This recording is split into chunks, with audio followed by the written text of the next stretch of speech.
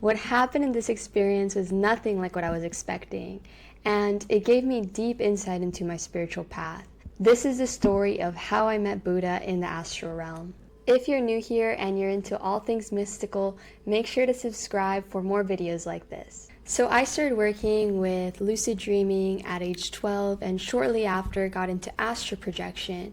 Lucid dreaming being where you are aware of the fact that you are dreaming and then you can start controlling your dreams. And astral projection is when you're in that state but you go back to your body and you exit.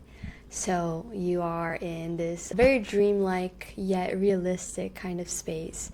So working at a young age with this, I felt like there was so much more to existence than just what we see, because it was showing me, and with very direct experience, that led me to being very curious about things like meditation, yoga, altered states of consciousness, and being someone who loves to read, I read as many books as I could on Buddhism, on Hinduism, on all things on how to explore the mind, which eventually led me to deeply admiring the Buddha and his teachings. As I got more into lucid dreaming and astral projection and started to use it as a very active practice, I also at the same time started to focus very deeply on meditation and visiting Buddhist monasteries and enjoying the insights I received from that. And around the age of 17, this was really a big peak for me, which a lot of these stories come from.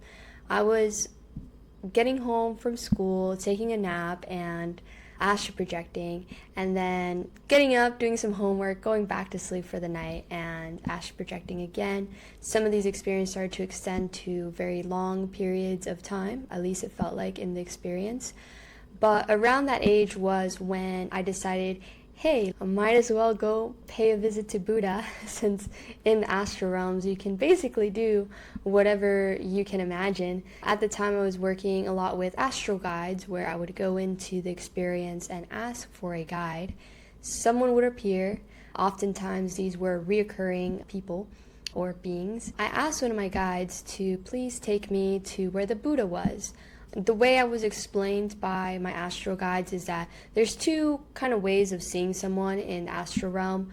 One is when you think of them and you project your mental image of them before you, and you can think of this as kind of a self-made hologram of what you think this person is like, but it's not genuine. They told me that to actually really experience being around a certain being, you have to seek their soul out, which usually involves like some degree of traveling to another location. I asked my guide to please show me where the Buddha was and introduce me. He ended up taking me to further and further up in frequency to, I would say, what looks like a very nirvanic realm of light and love. And in that space, there was the Buddha. Basically, it was all non-form, just pure light and love. But out of this, like, pure light and love, he did appear. He solidified himself a little bit for us since we were seeking him out. I remember the big thing with this was I had so many questions. I had a long list of questions that I was like, okay, when I meet Buddha tonight, I'm going to ask him this and that, and I'm going to get these amazing, profound answers. And I was so excited with my list of questions. But as soon as I saw him emerging from this beautiful realm of peaceful, infinite light, and he was just sitting there in meditation with his eyes closed and a soft smile, all my questions dissipated. He answered all my questions simply with his presence, with his energy. And that was the most profound answer.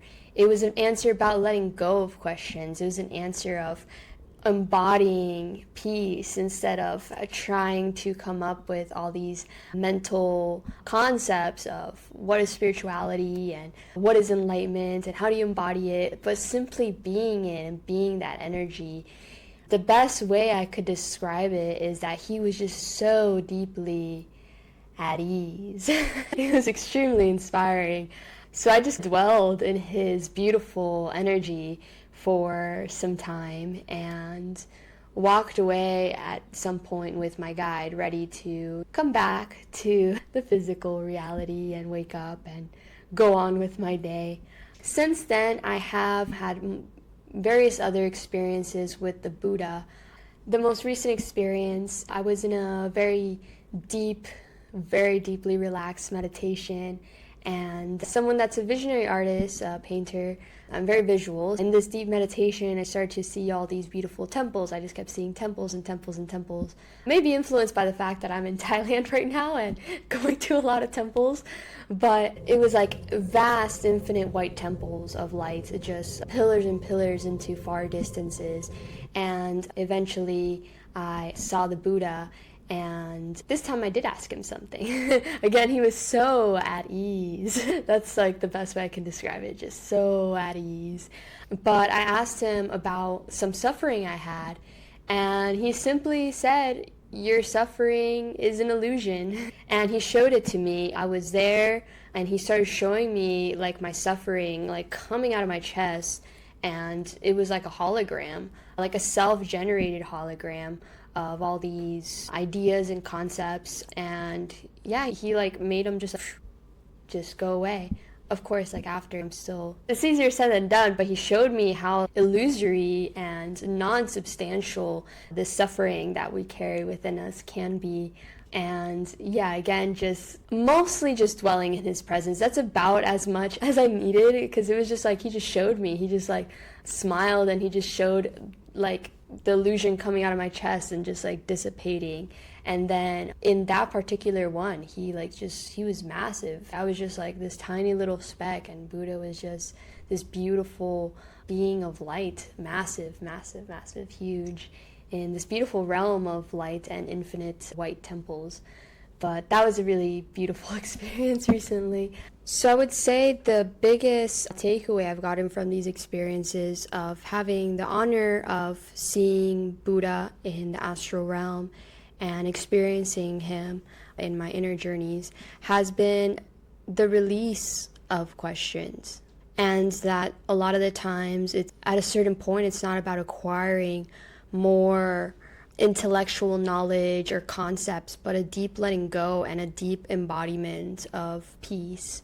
That's been the biggest inspiration from those experiences. And it's really inspired how I go about with my spiritual practice, and trying in each moment to just embody that peace myself, to feel the Buddha within and let it shine through, and be a shelter of wisdom, of calmness for others, and ultimately shifting from the state of seeking to the state of being is very beautiful. And overall, the biggest long-term impact has been a deepening of my meditation practice and a very strong connection and inspiration by the Buddha in daily life. I'd love to hear if you've had any mystical experiences with Buddha or any of these very high vibrational beings. Would love to hear your story in the comments. And I've made many artworks inspired by Buddha and these mystical experiences that I feel so fortunate to have had. If you'd like to check out some of my art, I'll put some on the screen right now. I also have prints, originals, and I teach creativity, meditation, and art classes online. So definitely check those out if it resonates with you. Thank you so much for watching, and may you have a beautiful rest of your day. Namaste.